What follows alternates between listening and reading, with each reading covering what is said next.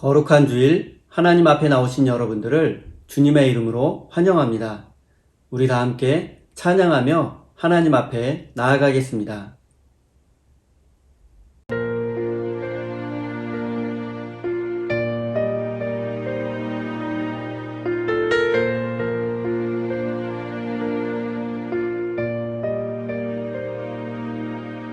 잊을 수 없네 하나님의 사랑, 날 살리시려고 주신 생명, 내 십자가 지고 오르신 갈보리 언덕, 날 향한 사랑 때문에 나는 보았네.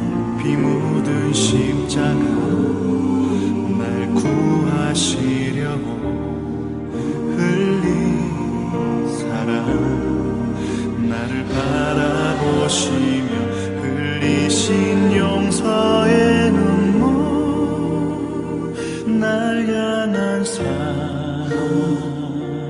때문에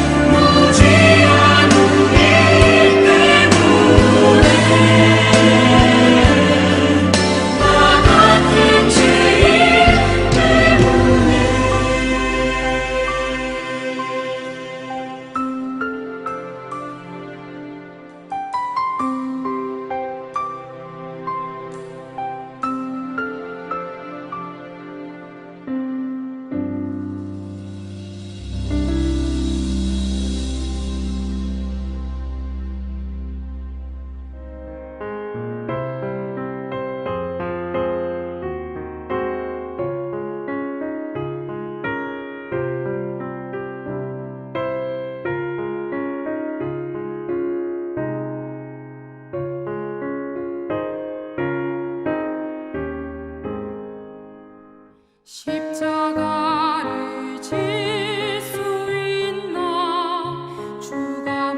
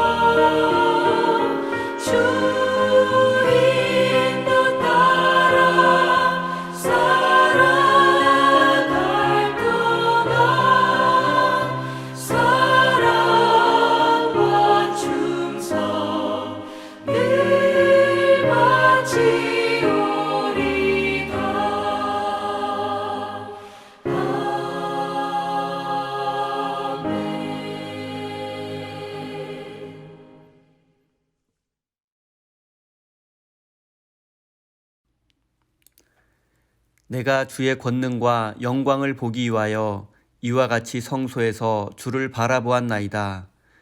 주의 인자하심이 생명보다 나음으로 내 입술이 주를 찬양할 것이라. 이러므로 나의 평생에 주를 송축하며 주의 이름으로 말미암아 나의 손을 들리라. 아멘. 좁은 길, 진리의 길로 우리의 삶을 인도하여 주시는 하나님, 예수님의 십자가 공로로 우리를 구원하시어 하나님의 백성으로 살아가게 하시니 감사드립니다. 그 은혜를 기억하며 감사와 감격의 마음으로 예배를 드립니다. 주님께서 베풀어 주실 은혜를 사모하는 심령들마다 생명과 진리의 말씀으로 가득 채워 주시옵소서. 우리를 위하여 고난당하신 예수 그리스도의 은혜를 더욱 깊이 경험하는 복된 예배가 되기를 예수님의 이름으로 기원하옵나이다. 아멘. 다 같이 사도신경으로 우리의 신앙을 하나님 앞에 고백하겠습니다.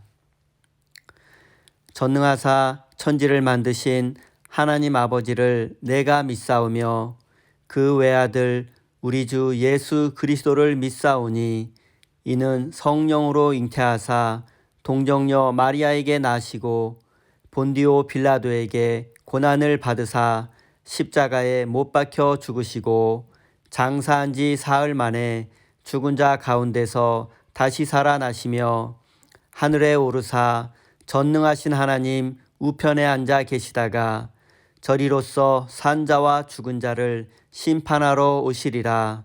성령을 믿사오며 거룩한 공예와 성도가 서로 교통하는 것과 죄를 사여 주시는 것과 몸이 다시 사는 것과 영원히 사는 것을 믿사옵나이다. 아멘.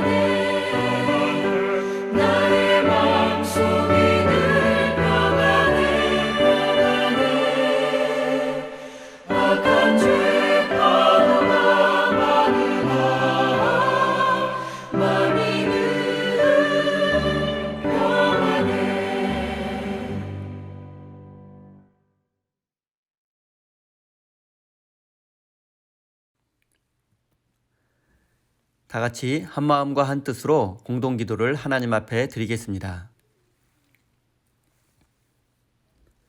세상을 창조하시고 지금도 온 인류의 역사를 주관하시는 하나님, 사랑하는 주의 백성들이 영과 진리로 예배 드릴 때에 하나님의 뜻을 깨닫게 하시며 홀로 영광 받아 주십시오. 하나님, 지금 우리는 팬데믹이라는 어두운 터널 속에 있지만 머지않아 이 터널을 지나 밝은 세상이 있음을 믿기에 두려워하지 않습니다. 비록 지금은 사순절과 같은 고난의 삶을 살아가고 있지만 부활의 영광을 믿기에 모든 것을 감당하고 이겨낼 수 있습니다. 하나님, 이 세상에는 부정과 불의가 끊이지 않고 일어납니다. 자신의 이익을 위해서 연약한 이들의 꿈과 소망을 짓밟는 이들을 꾸짖어 주십시오. 모두가 법 앞에 평등한 세상, 누구나 공평한 기회를 얻을 수 있는 세상, 모든 이들이 새로운 삶을 꿈꾸고 소망할 수 있는 아름다운 세상이 되게 해 주십시오. 하나님, 우리 세임교회를 위해서 기도드립니다. 다시 예배당에 모여서 기쁨과 감격의 예배를 드리는 소망을 품고 늘 기도하는 성도들이 되게 해 주십시오. 하나님이 기뻐하시는 교회, 이웃을 사랑하고 섬기는 참된 교회를 꿈꾸며 서로를 격려하고 섬기는 참된 성도들이 되게 해 주십시오. 예수님의 이름으로 기도드립니다. 아멘.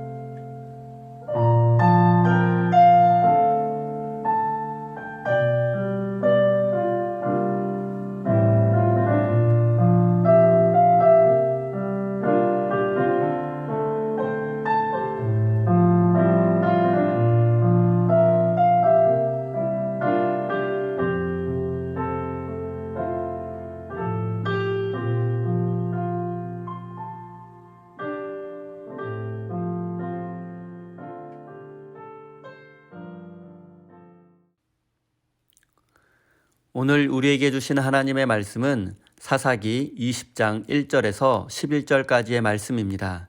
다 같이 한 마음으로 합독해서 읽겠습니다.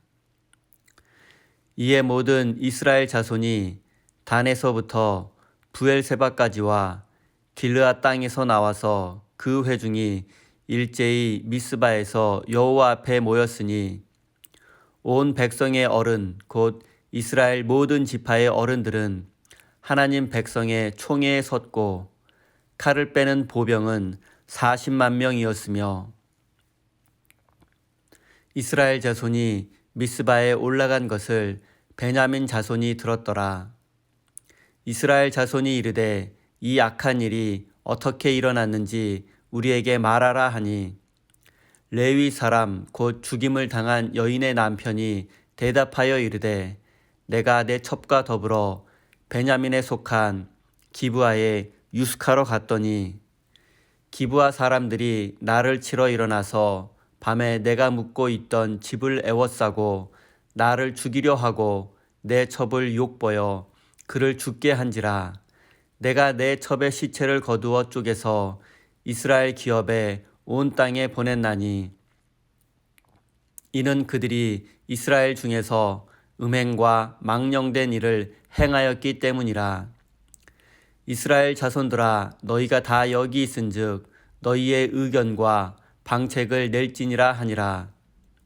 모든 백성이 일제히 일어나 이르되 우리가 한 사람도 자기 장막으로 돌아가지 말며 한 사람도 자기 집으로 들어가지 말고 우리가 이제 기브아 사람들에게 이렇게 행하리니 곧 제비를 뽑아서 그들을 치되 우리가 이스라엘 모든 지파 중에서 100명에 10명, 1000명에 100명, 10,000명에 1000명을 뽑아 그 백성을 위하여 양식을 준비하고 그들에게 베냐민의 기브아에 가서 그 무리가 이스라엘 중에서 망령된 일을 행한 대로 징계하게 하리라 하니라. 이와 같이 이스라엘 모든 사람이 하나같이 합심하여 그 성읍을 치려고 모였더라. 아멘. 하나님께서 이 말씀을 통하여 우리에게 은혜 주시기를 원합니다. 교회 소식 전하겠습니다. 저희 보스턴 세임교회 예배에 참석하신 모든 분들을 주님의 이름으로 환영합니다. 오늘은 사순절 네 번째 주일입니다. 고난주간 특별 새벽 기도에 안내하겠습니다. 3월 29일부터 4월 2일까지 오전 6시에 온라인으로 하나님 앞에 드립니다. 체크를 교회 주소로 보내서 헌금하실 수 있습니다. 코로나19으로 고통받는 모든 이들을 위해서 계속해서 기도하시기 바랍니다. 하나님의 크신 사랑과 은총이 여러분의 삶에 함께 하시기를 빕니다. 오늘은 제노사이드, 승자 없는 전쟁이라는 제목으로 함께 하나님의 말씀을 나누겠습니다. 혹시 제노사이드라는 말을 들어보신 적이 있으십니까? 우리말로는 보통 집단 학살 또는 인종 청소라고 부릅니다. 제노사이드는 그리스어로 민족을 뜻하는 제노와 살인을 뜻하는 사이드를 합친 단어입니다. 이 말의 뜻은 어느 특정 집단을 완전히 제거할 목적으로 그 구성원들을 대량 학살하는 행위로서 보통 종교나 인종, 이념 등의 대립으로 발생하는 대량 학살의 한 형태입니다. 그리고 이러한 끔찍한 범죄인 제노사이드는 인류의 역사 속에서 끊임없이 반복되어 일어나고 있습니다. 오늘날 인류에게 가장 잘 알려진 집단학살은 독일 나치 정권에 의해서 자행된 홀로코스트입니다. 수백만 명의 유대인이 제노사이드의 희생양이 되었습니다. 이뿐 아니라 대량 학살은 유럽은 물론 아시아, 아프리카, 아메리카에 이르기까지 전 세계적으로 일어났습니다. 1990년대 아프리카 루안다 내전이 있었습니다. 강경파였던 후투족이 투치족을 학살한 사건입니다. 이 사건은 간단히 정리하기가 쉽지 않은데 두 종족의 감정은 오랫동안 좋지 않았습니다. 그리고 내전이 일어나자 투치족 100만 명 정도가 학살당했으며 이로 인해서 발생한 난민의 숫자가 200만 명이 넘는 것으로 알려졌습니다. 그리고 아프리카 수단에서는 독재자였던 오마르 알 바시르의 정부군이 누비아계 흑인을 대량 학살하는 일이 있었습니다. 사망자는 약 10만 명에서 40만 명으로 추산되며 이 또한 200만 명이 넘는 난민이 발생하게 되었습니다. 그리고 아시아 지역에서는 킬링필드, 동티모르 학살, 오키나와 학살, 티베트 학살, 아르메니아 학살, 그리고 또한 유럽에서는 홀로코스트, 스페인 내전, 보스니아 내전으로 인한 제노사이드가 있었습니다. 이 외에도 인류의 역사 속에는 수많은 대량 학살의 역사가 존재합니다. 그리고 오늘 본문 말씀 속에도 끔찍한 제노사이드의 역사가 기록되어 있습니다. 이스라엘 11지파 연합군이 베냐민 지파와의 전쟁에서 승리한 후에 군사들뿐만 아니라 베냐민 지파에 속한 여자와 어린이, 노인까지 모두 학살한 후에 모든 성읍과 마을을 불지르고 모든 것을 파괴한 사건입니다. 이 끔찍한 학살 속에서 살아남은 베냐민 지파의 사람은 전쟁에서 패배하고 도망간 패잔병 600명이 전부였습니다. 이 사건으로 인해서 베냐민 지파는 역사 속에서 사라질 위기에 처하게 되었습니다. 오늘 본문 말씀의 내용을 살펴보겠습니다. 오늘 말씀의 내용은 지난주에 살펴보았던 사건 이후에 벌어지는 내용입니다. 레위인과 그의 첩은 베냐민 지파에 속한 기브아라는 마을에서 하룻밤을 머물게 되었습니다. 그런데 기브아 불량배들이 나타나서 그들을 위협했고 레위인은 자신의 아내를 불량배들의 먹잇감으로 내주었습니다. 그리고 그녀는 밤새도록 윤간을 당했고 새벽녘에 남편이 있는 집으로 돌아와 그 앞에 쓰러졌고 결국 그 자리에서 죽고 말았습니다. 남편이었던 레위인은 그녀의 죽음을 나귀에 싣고 집으로 돌아가 시체를 12조각 내어서 이스라엘 12지파에게 보냈습니다. 그리고 자신이 겪은 이 끔찍한 사건을 해결해 달라고 요청했습니다. 그리고 이 사실을 알게 된 12지파의 지도자들과 40만 명의 이스라엘 군사들이 미스바에 모이게 되었습니다. 1절과 2절입니다. 이스라엘 모든 자손이 단에서 부엘세바까지와 길르앗 땅에서 나와서 그 회중이 일제히 미스바의 여호와 앞에 모였으니 온 백성의 어른 곧 이스라엘 모든 지파의 어른들은 하나님의 백성의 총회에 섰고 칼을 빼는 보병은 40만 명이었으며 베냐민 지파를 포함한 이스라엘의 12지파는 레위인 아내의 조각난 시체를 받게 되었습니다. 그리고 레위인이 기브아 불량배들에게 당한 일도 알게 되었습니다. 그래서 단에서 부엘세바까지 온 이스라엘이 미스바에 모이게 된 것입니다. 그런데 여러분 한번 생각해 보십시오. 지금까지 오랜 사사시대를 거치면서 이스라엘 12지파가 한자리에 모인 적은 단 한 번도 없었습니다. 더군다나 지금 모인 사람들은 12지파의 지도자들 뿐만이 아니라 각 지파에서 군사들까지 보내서 무려 40만 명의 군사들이 모인 것입니다. 물론 12지파가 레위인의 원수를 갚아주고 다시는 이런 끔찍한 일이 발생하지 않도록 베냐민 지파에 속한 기브아의 불량배들을 심판해야 합니다. 하지만 지금까지 블레셋을 비롯한 가나안 사람들에게 압제당할 때에는 단 한 번도 12지파가 연합해서 싸운 적이 없었습니다. 오죽하면 사사 에훗은 단독으로 적진에 들어가서 왕을 죽여야 했고 삼갈도 혼자서 블레셋과 싸웠습니다. 드보라와 바락이 이스라엘 군사 10,000명을 데리고 함께 싸웠고 가장 많은 군사들이 모였을 때가 기드온이 모은 32,000명이었습니다. 그런데 지금 가나안 사람들과의 전쟁도 아닌데 같은 민족이며 형제인 베냐민 지파를 죽이겠다고 모인 군사의 숫자가 무려 40만 명이었습니다. 이 정도의 군사라면 블레셋뿐만 아니라 가나안의 모든 족속을 몰아낼 수 있는 엄청난 군사였습니다. 하지만 이스라엘은 이 엄청난 군사력을 가지고도 가나안 사람들을 두려워했으며 우상 숭배에 빠졌으며 자기 소견에 옳은 대로 살아가며 하나님 없는 삶을 살고 있었습니다.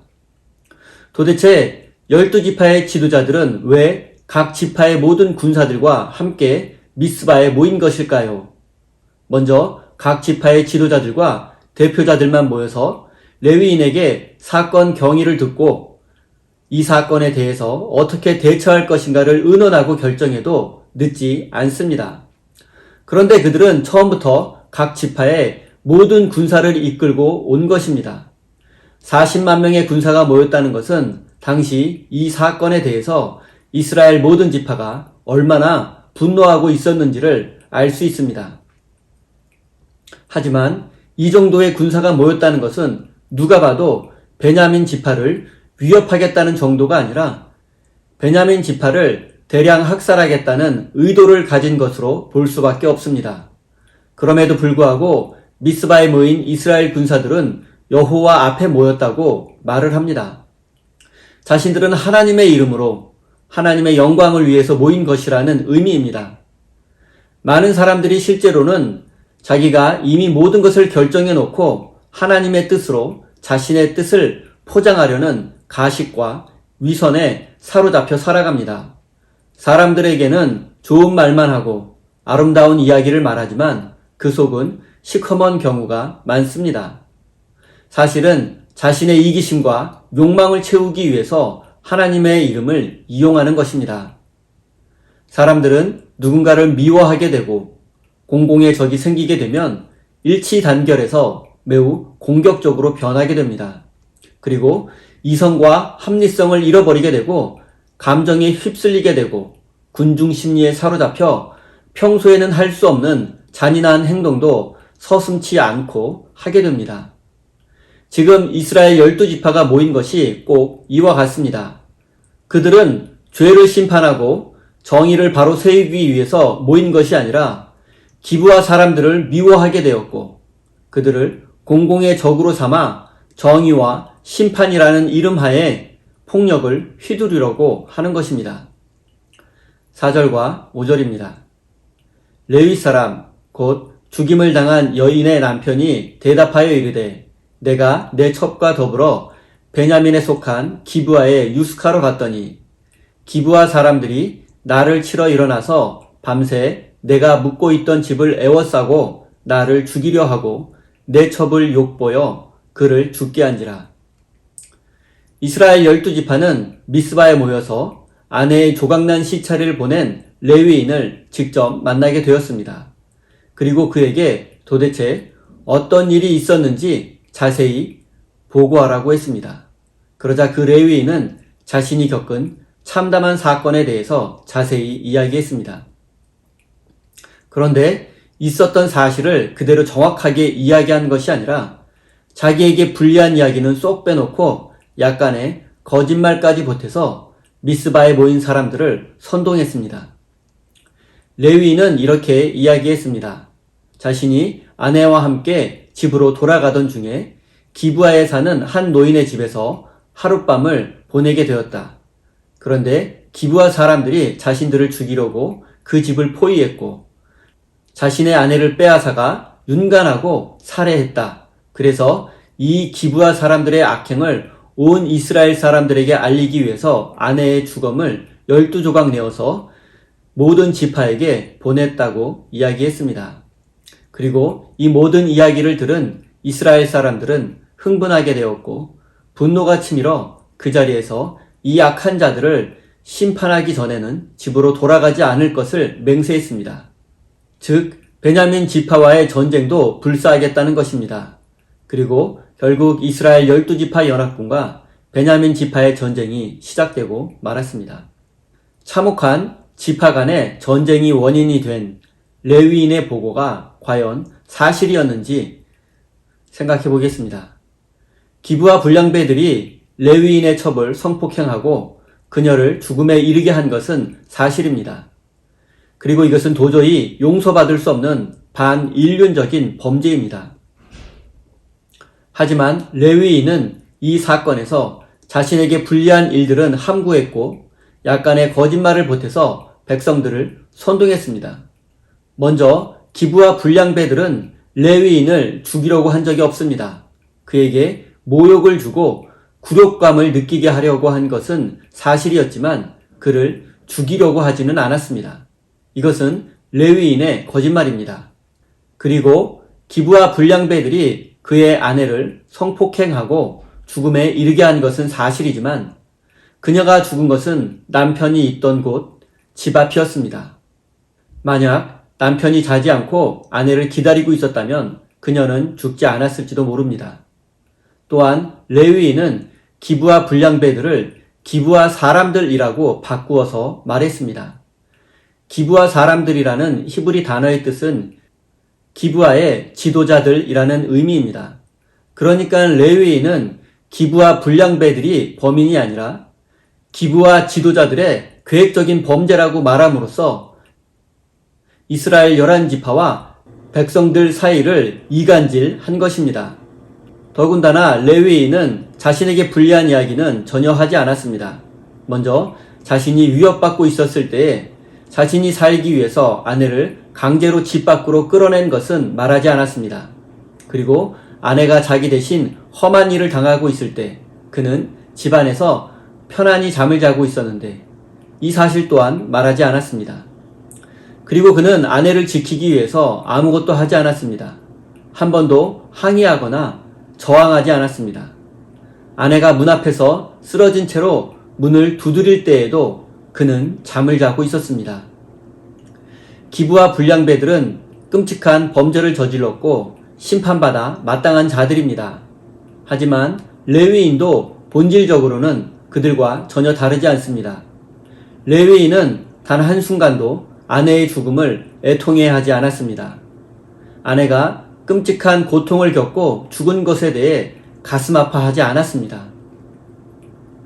그것보다 그의 마음속에는 자신이 당한 모욕과 수치를 되갚아주려는 마음밖에 없었습니다. 그의 마음속에는 분노와 복수밖에 없었던 것입니다. 그는 정말로 철저히 자기중심적이며 이기적인 사람이었습니다. 자신의 원수를 갚기 위해서 백성들에게 거짓말을 섞어가며 교묘하게 말을 해서 결국 자신의 원수를 갚았을지는 모르지만 그로 인해서 이스라엘에는 참혹한 전쟁이 일어나게 되었습니다. 그리고 그 전쟁은 가나안 사람들과의 전쟁이 아니라 같은 하나님의 백성들 간의 전쟁이었습니다. 이 전쟁으로 11지파의 연합군의 군사 약 4만 명이 희생당했으며 베냐민 지파는 600명의 패잔병들을 제외하고 모든 사람들이 학살당하고 말았습니다. 대량 학살, 즉 제노사이드가 일어난 것입니다. 사랑하는 성도 여러분, 정의를 실현하는 것과 원수를 갚는 것은 전혀 다른 것입니다. 많은 사람들이 레위인처럼 죄인을 심판하고 정의를 바로 세운다는 명분을 앞세우지만 실제로는 개인적인 원수를 갚고 보복하려는 마음이 앞서는 경우가 많습니다. 또한 많은 사람들이 정의를 세우는 일에는 손해보는 것이 두려워 망설이고 주저하지만 원수를 갚고 복수하는 일에는 수단과 방법을 가리지 않습니다. 사랑하는 성도 여러분, 원수 갚는 일은 하나님께 맡기십시오. 또한 원수를 용서하고 사랑해 주십시오. 그리고 이 땅에 정의를 세우고 하나님의 뜻을 실천하는 일에 앞장서는 거룩한 하나님의 백성이 되시기를 바랍니다. 12절입니다. 이스라엘 지파들이 베냐민 온 지파에 사람들을 보내어 두루 다니며 이르기를 너희 중에 생긴 이 악행이 어찌 됨이냐. 미스바에 모인 11지파의 지도자들은 레위인의 거짓이 섞인 이야기를 듣고 분노하게 되었고 기브아 사람들을 심판하기 전에는 집으로 돌아가지 않을 것을 맹세했습니다. 그리고 그들은 베냐민 지파의 대표단을 보내서 기브아 불량배들을 심판할 것이니 그들을 내놓으라고 요구했습니다. 하지만 베냐민 지파는 11지파의 요구를 거절하고 기브아 불량배들을 보호하기 위해서 11지파와의 전쟁을 결정했습니다. 베냐민 지파의 입장에서는 미워도 내 식구인이 내줄 수 없었을 것입니다. 비록 죽을 죄를 지었지만 내 형제이고 친구이기 때문에 그들을 심판할 수 없었습니다. 그들은 결국 잘못된 의리를 지키기 위해서 명분도 없고 승리할 가능성도 없는 무모한 전쟁을 시작하게 되었습니다. 가족 간의 정과 친구 사이의 의리는 매우 숭고한 가치입니다. 하지만 그것을 지키기 위해서 정의와 공의를 외면해서는 안 됩니다. 그런데 저는 이런 생각을 해보았습니다. 도대체 왜 베냐민 지파는 명분도 없고 승리할 가능성도 없는 무모한 전쟁을 시작한 것일까요? 그것이 단지 내 형제인 기브아 사람들을 지키기 위해서만이었을까요? 베냐민 지파도 죽임당한 레위인의 첩에 조각난 시체를 받았습니다.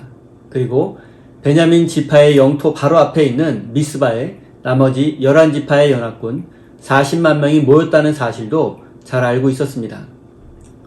그들은 지금 이 모든 상황을 잘 알고 있었던 것입니다. 그리고 그들은 자신들이 나머지 11지파로부터 무시당하고 모욕당했다고 생각했을 것입니다. 11지파는 기브아 불량배들을 데려가기 위해서 협상하러 온 것이 아니라 40만 군사를 앞세워 자신들을 협박하고 있다고 느꼈을 것입니다. 기브아 불량배들을 내주어도 11지파는 돌아가지 않고 자기들을 해칠 것이라고 생각했을 것입니다. 베냐민 지파를 몰살시킬 생각이 아니고서는 40만 명이나 되는 연합군이 모였을 리 없다고 생각했습니다. 군사의 숫자를 앞세워 자신들을 위협하고 결국에는 전쟁을 일으키게 될 것이라는 생각에 이르게 되자 베냐민 지파는 결사항전을 선택한 것입니다. 그리고 그들도 신속하게 움직였습니다.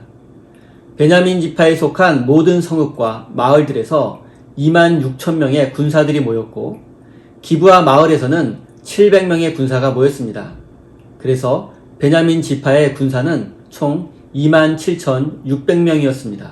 결국 이스라엘 11지파 연합군 40만 명과 베냐민 지파 2만 7,600명의 전쟁이 시작되었습니다. 여러분이 죄를 짓고 잘못한 것이 있다면 죄와 잘못을 인정하고 사과하고 용서를 구하십시오. 그리고 피해를 복구하기 위해서 최선을 다하십시오.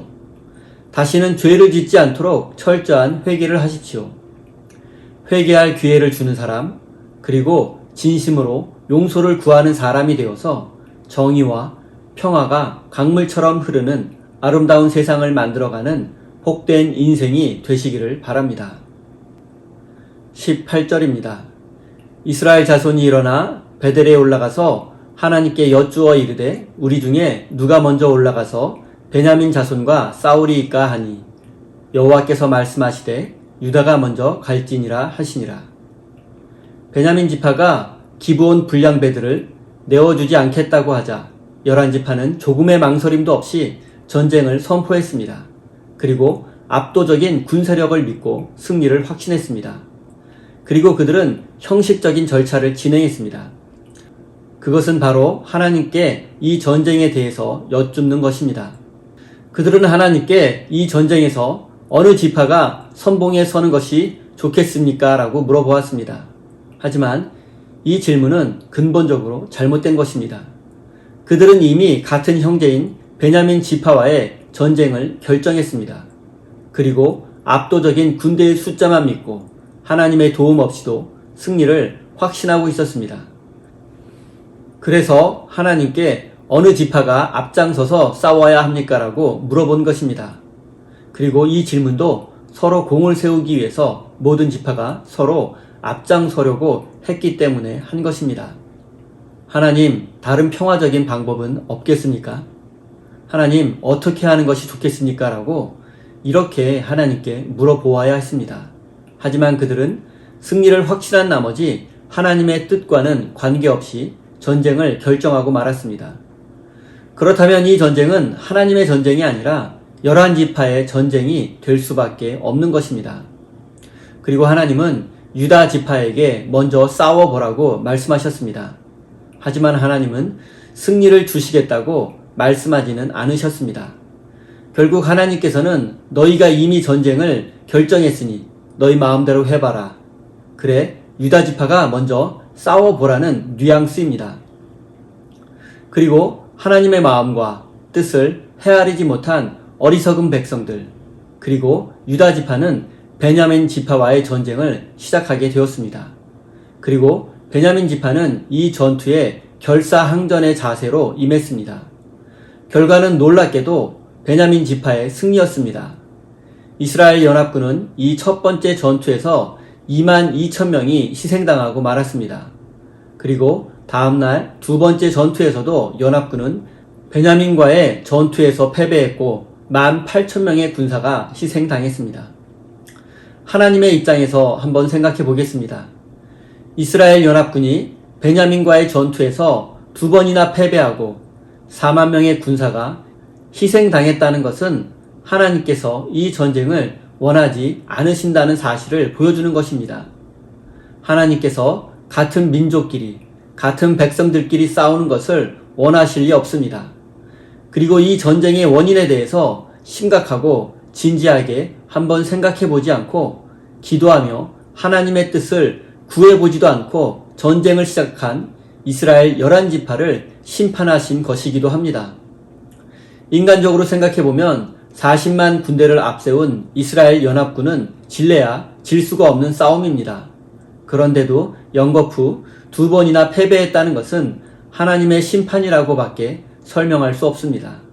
그리고 하나님의 심판으로 이길 수밖에 없는 전투에서 두 번이나 패배한 이스라엘 연합군은 그제서야 하나님 앞에 엎드려서 하나님의 뜻을 구하게 되었습니다. 26절입니다.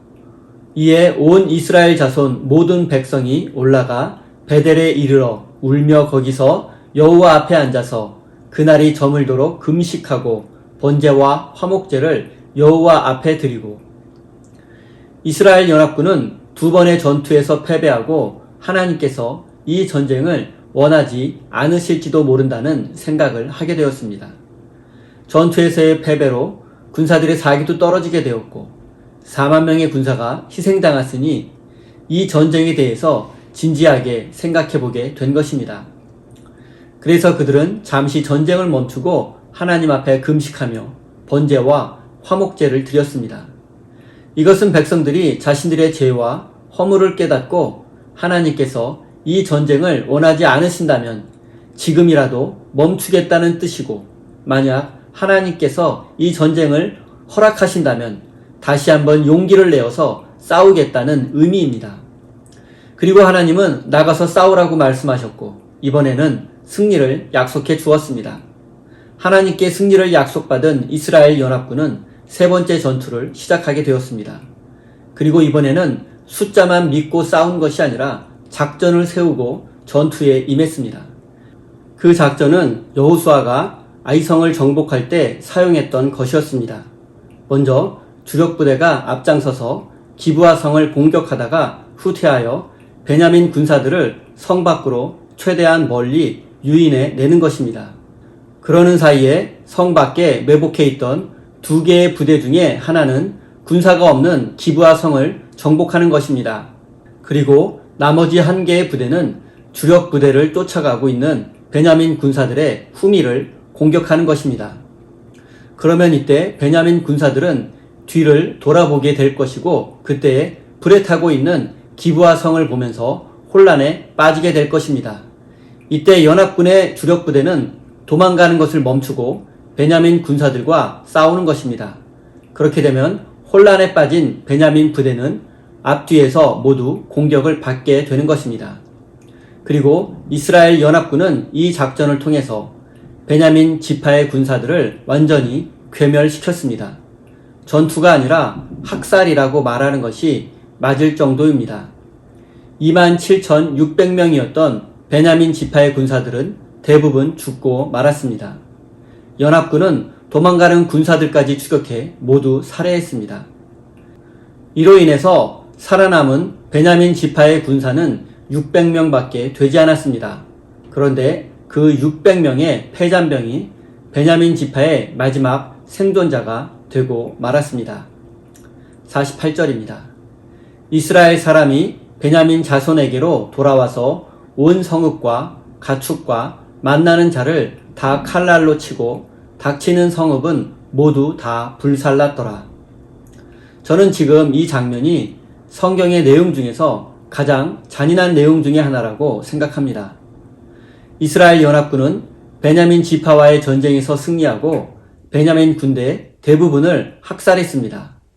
그리고 그것으로도 모자라서 베냐민 지파에 속한 모든 성읍과 마을들을 돌아다니며 남녀노소를 가리지 않고 전부 학살했습니다.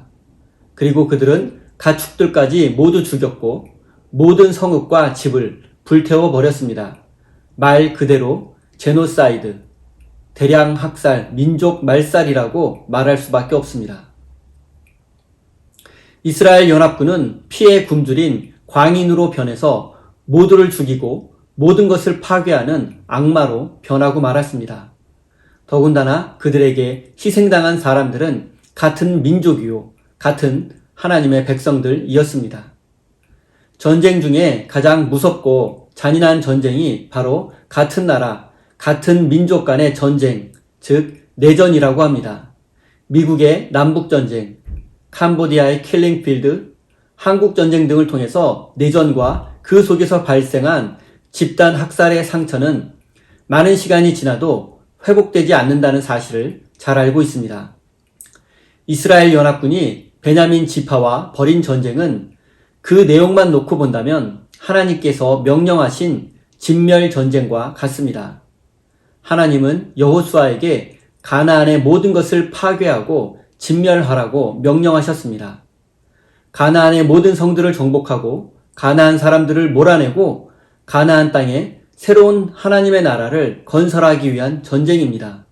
하나님께서 가나안을 정복하라고 하신 이유는 우상 숭배로 대변되는 가나안의 폭압적인 통치를 끝내고 그곳에 정의와 평화로 다스려지는 하나님의 나라를 세우기 위해서입니다.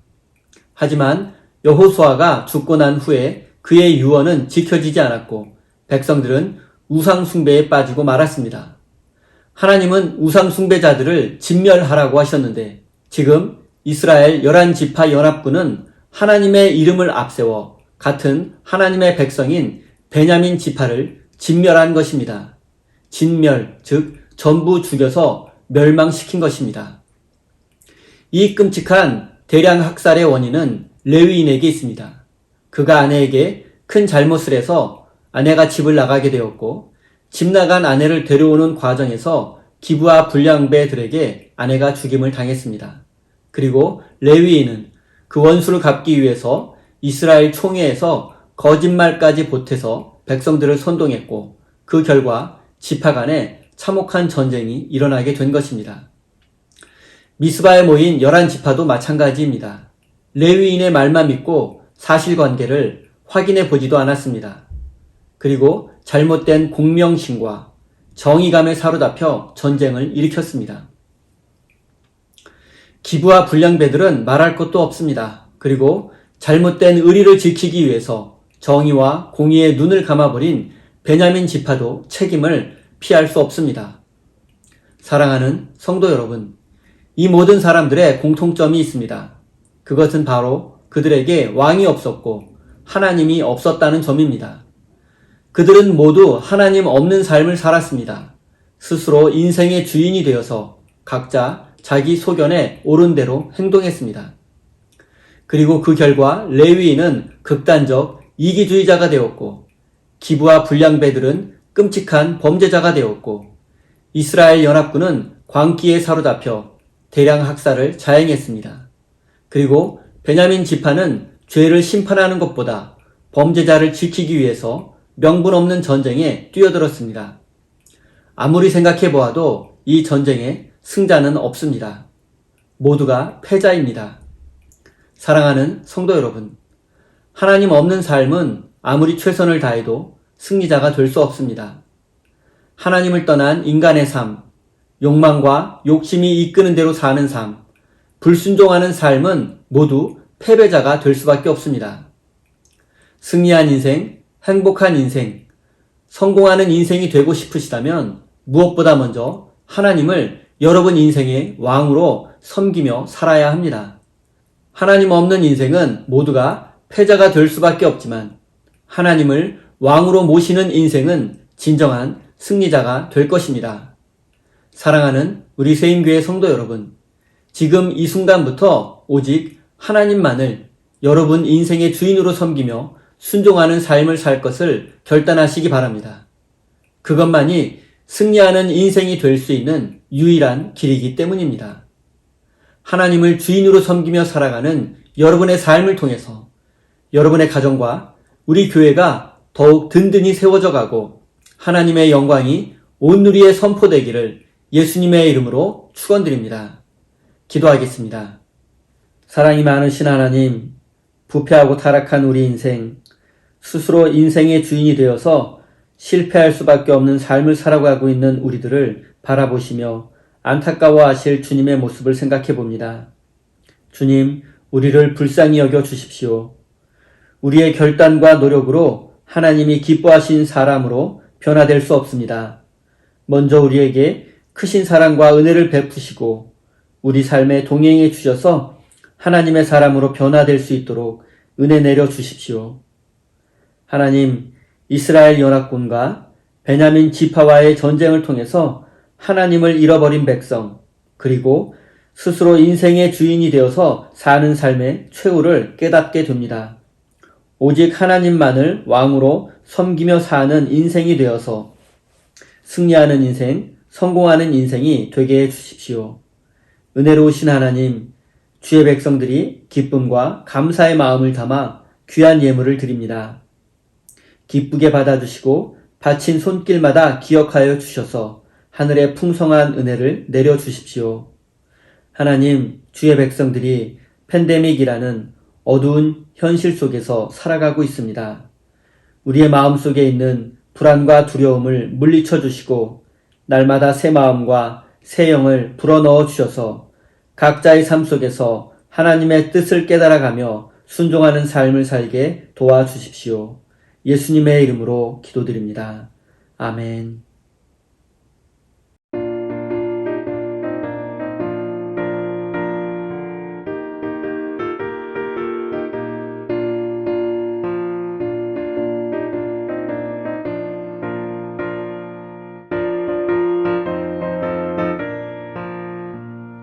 주님 약속하신 말씀 위에서 영원토록 주를 찬송하리라. 소리 높여 주께 영광 돌리며 약속 믿고 굳게 서리라. 약속 믿고 굳게 서리. 영원하신 말씀 위에 굳게 서리. 말씀 위에 그 말씀 위에 굳게 서리라.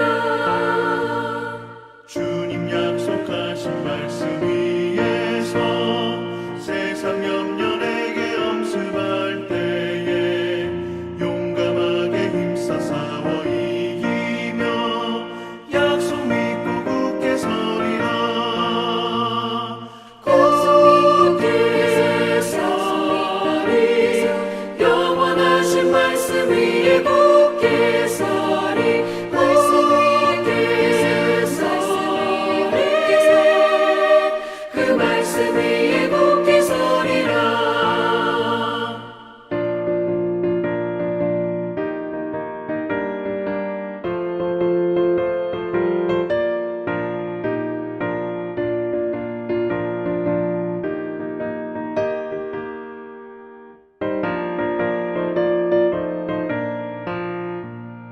주님 약속하신 말씀 위에서 영원하신 주의 사랑을 믿고 성령으로 힘써 싸워 이기며 약속 믿고 굳게 서리라.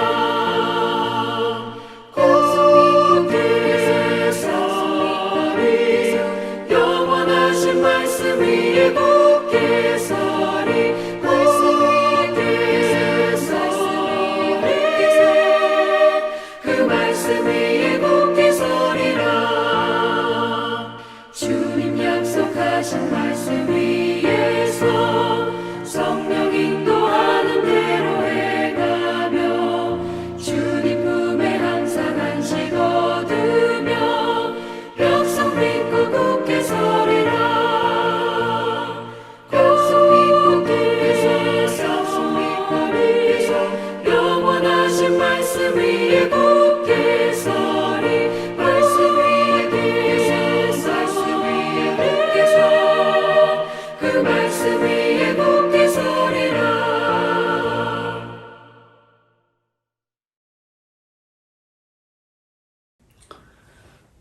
축도로 예배를 마치겠습니다.